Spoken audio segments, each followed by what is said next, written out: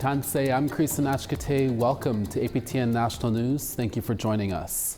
The Ontario Provincial Police have opened up an investigation in Pikangikum First Nation after an infant died over the weekend. The OPP says the child passed away on Sunday in a Winnipeg hospital. They say last Wednesday, the OPP responded to a report of an incident that caused an infant to go into medical distress, and the child was taken to the local clinic and then transported to Winnipeg. The OPP's Criminal Investigation Branch has now taken over the case with the help of Manitoba's Chief Medical Examiner. If anyone has information about this incident, you're asked to contact the OPP or Crime Stoppers at 1-800-222-8477. Pikangikum is a fly-in community located about 230 kilometers north of Kenora. A state of emergency has been lifted for the Peguis First Nation in Manitoba as a wildfire over the weekend is finally under control. Some Peguis First Nation residents are now being allowed to return home on Wednesday after wildfires forced hundreds to evacuate. However, evacuees who were in the direct path of the fires can't come home just yet, as those homes still need to be assessed for smoke damage. There were a total of 350 evacuees previously staying in Selkirk in Winnipeg while fire crews fought the fires. Only one home was lost, along with several garages and sheds. The Interlake Reserves Tribal Council says an ATV started the fire. The chief says both a fire ban and ATV ban remain in effect in Peguis. The risk for fires remains high, but the fire crews do have things under control, and preventive steps are being taken for both home and community should a fire sweep through your area. So steps are being taken to shield or protect your property. The fire ban is still in effect, so no open fires. This will be in place until further notice. The ban on ATVs is still in effect. As of 10 a.m. this morning, the Chief and Council of Opaskwayak Cree Nation in northwestern Manitoba are saying a wildfire in the area continues to burn but is 90% contained thanks to the help of helicopters and water bombers. This video was captured last night from Big Eddy Hill overlooking the Bracken Dam. Fire crews from the town of The Paw and Opaskwayak remain on scene putting out hotspots. Opaskwayak leadership says there is currently no danger to its citizens. However, residents are asked to be on alert with an increase of smoke in the area. A fire ban there remains in effect. In James Smith Cree Nation in Saskatchewan, wildfires there have been burning out of control. Flames have destroyed 3 homes and forced many people to evacuate. CTV's Jasmine Pelche reports. A cloud of smoke covered the James Smith Cree Nation on Saturday, about 60 kilometers east of Prince Albert. Firefighters from Canistino, Melfort, Garden River, and Muscadet were dispatched to the scene to respond to the wildfire. 3 homes were destroyed in the flames, and over 30 people have been forced to evacuate. In the past 2 to 3 years, we've been seeing these getting bigger and bigger on each community. Year today, May 9th, we had our own event out here where it burnt over 1,400 acres. And there too, we had a lot of agencies on scene. The teams worked with the Saskatchewan First Nations Emergency Management Group and the Saskatchewan Public Safety Agency to fight the fire that has been contained as of Monday. Nearby areas, including the RM of Canistino, Big River, and Meadow Lake, have triggered fire bans. The James Smith Cree Nation Office of the Chief released a community safety message urging everyone to be cautious of all potential hazards, including barbecues, cigarettes, and fireworks. Fire Chief Bear warns the public not to burn into the wind. It seems to be a growing trend with the drier springs that we've been having. Lack of moisture, the snow's not really leaving much moisture behind. The rains are delayed, and the winds are picking up quite a bit more, which adds to the fires as well. The James Smith Cree Nation has put out a call for clothing and shoe donations for families affected by the fire. Jasmine Pelche, CTV News, Prince Albert. Now to Vancouver, where the families of Tatiana Harrison, Chelsea Porman, and 13-year-old Noelle Osoup are demanding an inquiry into how police in the coroner's office handled all 3 cases. A warning: some viewers may find some of the content in this story disturbing. APTN's Tina House reports. On this National Red Dress Day, Justice for Girls, along with the Union of BC Indian Chiefs, are standing in solidarity with the families of 20-year-old Tatiana Harris, 13-year-old Noelle Soup, and 24-year-old Chelsea Poorman. All three cases police deemed not suspicious after their remains were found in what the families are saying are highly suspicious circumstances. Now let me talk about my baby. I miss my baby girl.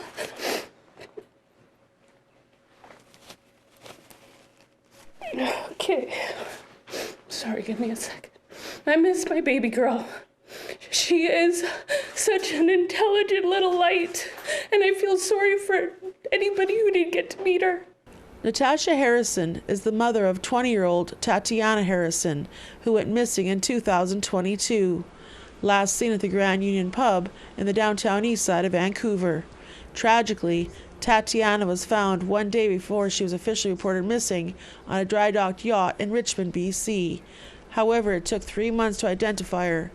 Police ruled it not suspicious and claimed she died of a fentanyl overdose. A coroner later determined she died of sepsis. However, the family pushed back and demanded another look at the coroner's report. And on behalf of Natasha Harrison, we obtained an independent second review and opinion from a well-respected and licensed forensic pathologist into the death of Tatiana Harrison. Upon review of the forensic evidence made available to him by the BC coroner, the pathologist disagrees with their findings on her cause of death and concluded that there is no compelling evidence that Tatiana died of sepsis. Furthermore, it is his opinion that the manner of her death should be ruled as undetermined. Sue Brown is with Justice for Girls. She says RCMP relied on the coroner's report to deem Tatiana's death not suspicious. However, this latest finding contradicts their first and second statement of how she died. This is the second time her family has received information that calls the coroner's investigation into question. Initially, the coroner told the family that her death was due to fentanyl overdose in 2022, with no explanation as to why her cause of death changed to sepsis 6 months later. Her family learned that no rape kit had been done during her autopsy, despite the fact that Tatiana was found partially naked on a dry docked yacht with no explanation of how she got there, with whom she was with, or why she was there. Joining Natasha Harrison is Josie August, the aunt of 13-year-old Noelle Soup. She ran away from a group home and was later found deceased in a small room rented by a serial predator. Her family says Noelle was failed by the Ministry of Children and Families and the Vancouver Police for what they say is the mishandling of her case. And for the family of 24-year-old Chelsea Poorman, who went missing in September of 2020, she went missing from downtown Vancouver. Her body was later discovered outside a vacant mansion on Vancouver's west side. Her family have still not received the coroner's report in her death. Justice for Girls, the Union of BC Indian Chiefs, and the families are calling upon the BC government to launch a coroner's inquest into all three cases. Tina House, APTN National News, Vancouver. One day after Natasha Harrison, the mother of Tatiana Harrison, spoke out at that news conference, BC's chief coroner announced they are reopening the investigation. A coroner's inquest into the case will also be done. Previously, police considered Tatiana Harrison's death as not suspicious, but her mother still had so many questions into what happened, including a sexual assault kit not done when Harrison's remains were found. More information on the inquest will be provided in the coming weeks. An update now to a story APTN National News originally broke back in April of 2023.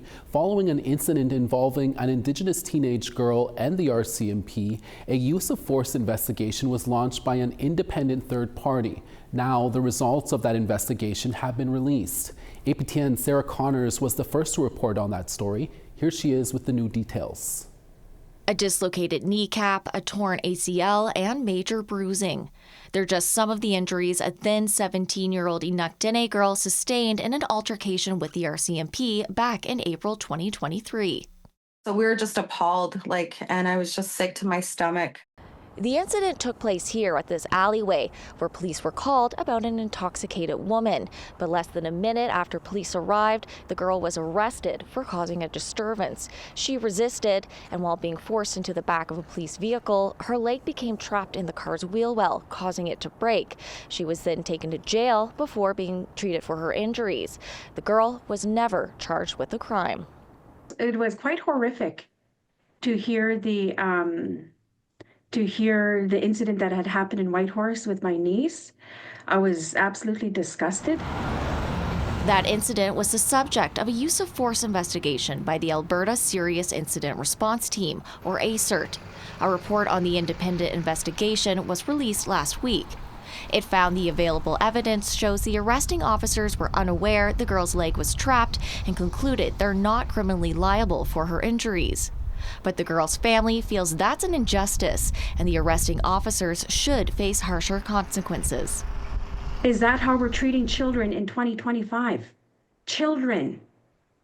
And it's so disgusting, and I don't see how this could actually be accepted. Their initial reaction and response should have been much different from the beginning. This Justice for Girls advocate agrees. She feels the officers acted unreasonably and caused serious physical harm in the process. She should have been taken to a hospital. She shouldn't have been going into a place of detention as a 17-year-old Indigenous girl. While the report didn't find the officers criminally responsible, it did take issue with their professionalism during the arrest, noting, "It is clear from the video that the girl was in pain and had been injured seriously, and by their actions, the subject officers knew this too. While their delay in seeking medical attention for the girl was not significant enough to attract criminal liability, they still should have sought medical attention immediately."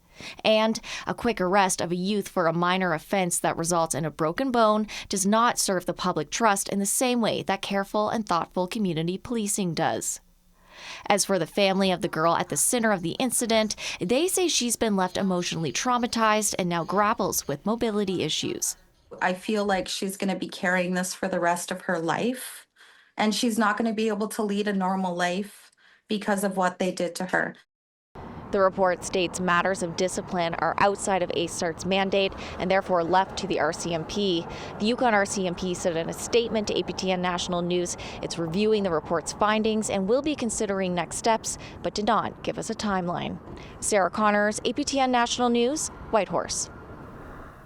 Talks of Alberta separating from Canada continue this week. You'll hear what the local chiefs have to say about it when we come back. Stay with us.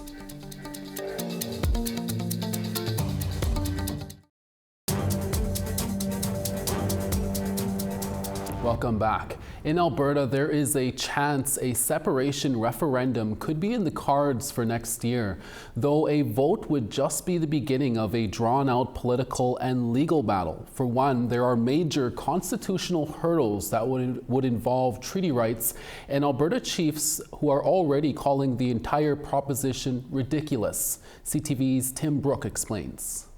Just hours after Alberta's treaty chiefs held an emergency meeting, they had a united message for a premier flirting with the idea of separation. We're not going anywhere.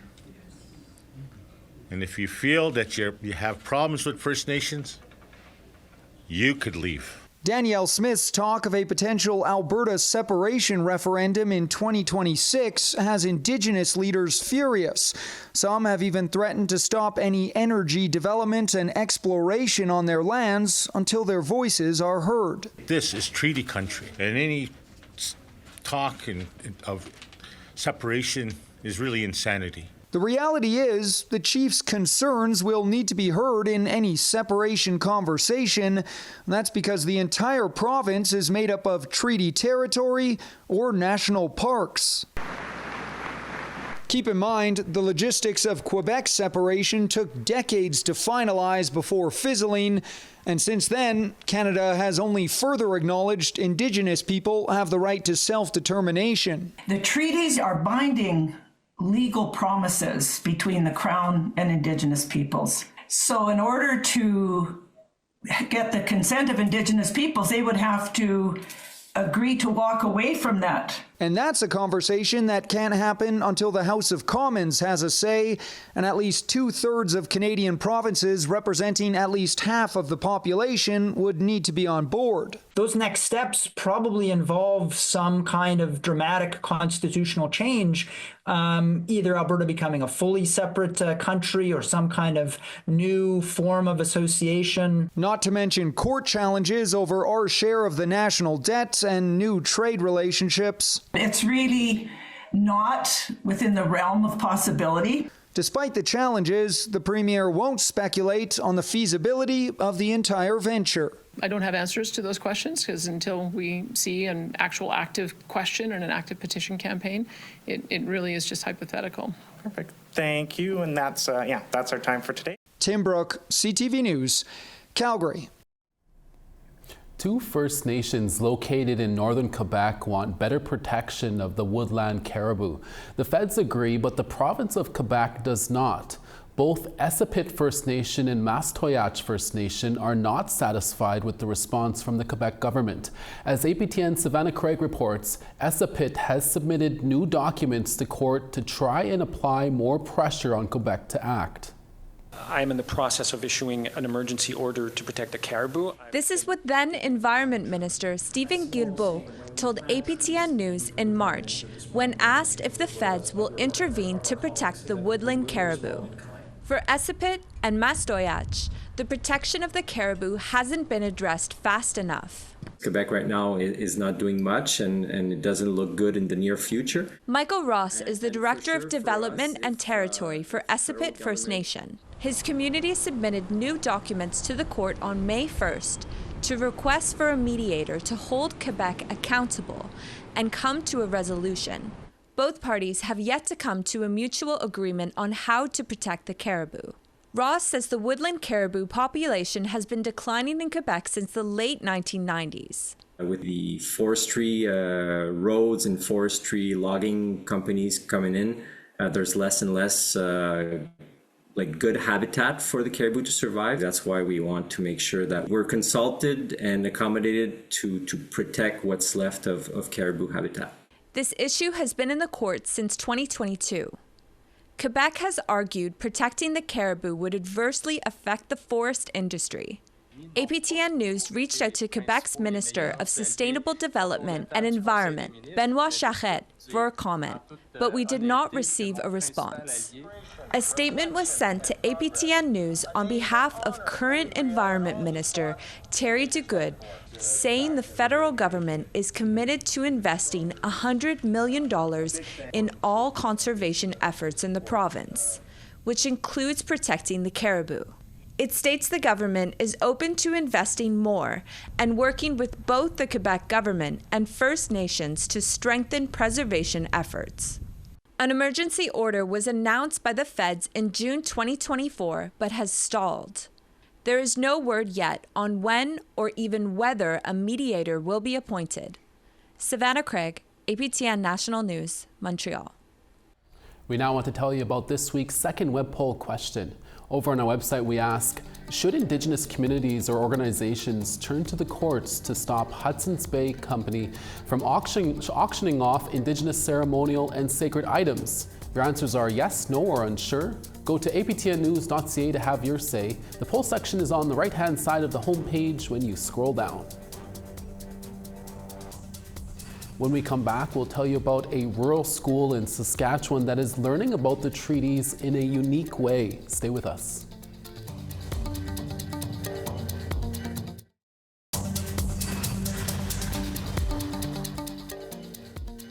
Starting on the east, Charlottetown 14, Halifax sunny and 9. Happy Valley Goose Bay 7, Cartwright 4. Quebec City 19, Montreal 17 and rain. Partly cloudy in Toronto at 19, Peterborough 17. Big Trout Lake 0, Sioux Lookout 3. The Paw 9, Norway House 5. 10 in Winnipeg, Gimli 2. 11 in Regina, Saskatoon 15. Stony Rapids 14, La Ronge 14. In the north, Grand Prairie 14, Peace River 16. Medicine Hat 27, Lethbridge 25.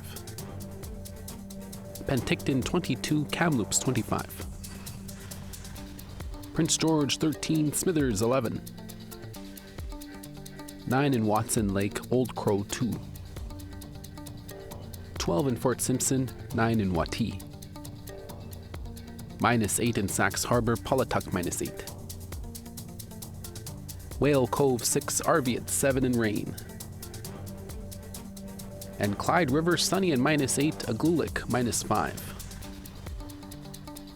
Students and staff at a Saskatchewan elementary school just completed a mural designed around exploring what it means to be treaty people. Now they are sharing that message with the art in a positive way to break down barriers and learn something new from your neighbors. CTV's Mick Favel reports. Making connections, building relationships, and working towards reconciliation, all through an art project that's now a part of 33 Central School in Fillmore. The students have been working with an Indigenous artist and elders to create this mural, detailing their surroundings in Treaty 4 territory. I wanted a lasting legacy on the wall that just shows everyone is welcome, and we really do try to honor our commitments to truth and reconciliation. There's so many ways to make connections with our neighbors, and art is a fabulous way to do it. Since January, nearly every student in the school helped in the painting process. Brianna LaPlante from Fishing Lake First Nation was the artist coordinating the mural. I wanted to introduce them to more of like the holistic way of learning just by doing and relationship building and talking and laughing. And I want the art in the future to be used as a tool, not only like for storytelling, but also like the story is incomplete without that Indigenous perspective. This project wouldn't be possible without funding from Sask Arts. Carver says the school has brought their students to Indigenous gatherings in the past, but it can be expensive getting everyone out. Through the mural, cultural lessons and knowledge were brought right to the school, and being part of the creation process is something these students won't soon forget. I feel like we should have more art like this and appreciate what the treaty people have given us. I love the painting, and I love it just being like a representation of us coming together, and I love the artist. She's amazing. There are plans to name the mural and hang it inside of the school to pass the message of reconciliation on to students here for many years to come. It will be used to teach the history of Treaty 4 through the format of oral tradition. This was a fabulous way to just dip our fingers in and get kids really excited about the process. And I think because all of our students contributed, they feel such ownership over this project, and it's something they're really proud of to be connected with. And that's your daytime newscast for this Wednesday, May 7th. We're back again for your evening newscast with more stories in a few hours. Please join us then. From all of us at APTN National News, hi miigwech masicho kwana. Thank you for watching, and we'll see you again. Ekse.